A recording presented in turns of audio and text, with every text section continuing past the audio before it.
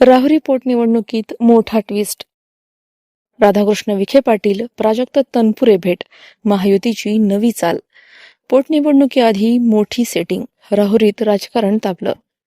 उमेदवारीवर तडजोड, राहुरीत महायुतीची रणनीती सुरू. अहिल्यानगर जिल्ह्यातील राहुरी विधानसभा पोटनिवडणुकीच्या पार्श्वभूमीवर मोठ्या राजकीय घडामोडी समोर येत आहेत. भाजपचे प्रदेशाध्यक्ष रवींद्र चव्हाण आणि पालकमंत्री राधाकृष्ण विखे पाटील यांनी इच्छुक उमेदवार प्राजक्त तनपुरे यांच्या कार्यालयात जाऊन भेट घेतली. या भेटीत भाजपचे उमेदवार अक्षय कर्डिले यांच्या विरोधात उमेदवारी अर्ज दाखल करू नये यासाठी तनपुरे यांची मनधरणी सुरू असण्याची माहिती समोर येत आहे. या घडामोडींमुळे राहुरीतील राजकारण चांगलेच तापले असून महायुतीकडून नवी रणनीती आखली जात असल्याची चर्चा रंगली आहे.